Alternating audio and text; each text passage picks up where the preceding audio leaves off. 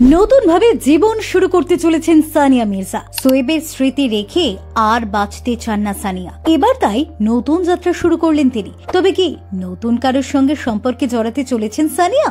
দেখুন, পাকিস্তানের সাবেক অধিনায়ক শোয়েব মালিকের সঙ্গে সানিয়া মির্জার বিবাহ বিচ্ছেদের 1 বছর পূর্ণ হলো। ছেলেকে সঙ্গে নিয়ে জীবনের নতুন অধ্যায়ের একটি বছর কাটালেন ভারতীয় টেনিস সুন্দরী। 1 বছর আগে দীর্ঘদিনের দাম্পত্য জীবনের পরিসমাপ্তি ঘটে শোয়েব মালিকের সঙ্গে। শুধু তাই নয়, বিচ্ছেদের পর পেশাদার টেনিস থেকেও অবসর নিয়েছেন সানিয়া মির্জা। 2010 সালে পাকিস্তানি ক্রিকেটার শোয়েব মালিককে বিয়ে করেন সানিয়া মির্জা। দীর্ঘ সম্পর্কের পর তাদের এক পুত্র সন্তান ইজহানের জন্ম হয়। গত বছর তাদের বিচ্ছেদ হয়। বিচ্ছেদের পর শোয়েব মালিক পাকিস্তানি অভিনেত্রী সানা জাভেদের সঙ্গে বিবাহ বন্ধনে আবদ্ধ হন। সানিয়া মির্জা এখনো বিয়ে করেননি। ছেলের ভবিষ্যৎ নিয়েই তার এখন যত চিন্তা। ছেলের স্বপ্ন পূরণের পথে সর্বোচ্চ চেষ্টা করছেন টেনিস তারকা। খেলা থেকে অবসর নিয়ে পুরো সময় ছেলেকে নিয়ে ব্যস্ত থাকেন তিনি। সম্প্রতি সানিয়ার ইনস্টাগ্রামে শেয়ার করা একটি পোস্টে তার নতুন জীবনের ইঙ্গিত পাওয়া যায়। তিনি তার বাসস্থানে শোয়েব মালিকের নাম মুছে নতুন নেমপ্লেট স্থাপন করেছেন, যেখানে এখন তার নাম এবং ছেলে ইজহানের নাম স্পষ্টভাবে লেখা রয়েছে।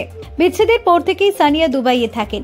সেখানে তার নিজস্ব টেনিস একাডেমি রয়েছে এবং তিনি দুবাই স্পোর্টসের ব্র্যান্ড অ্যাম্বাসেডর হিসেবেও কাজ করছেন। দুবাই বসবাসের পাশাপাশি মাঝে মাঝে তিনি হায়দ্রাবাদেও যাতায়াত করেন। সানিয়া বারবার বলেছেন তিনি ইজহানকে খুব ভালোভাবে লালন পালন করতে চান এবং তার সন্তানের জন্য সবকিছু করতে প্রস্তুত। স্ত্রীর সম্পর্কের গণ্ডি থেকে বের হয়ে তিনি এখন এক নতুন দিশা খুঁজে পেয়েছেন।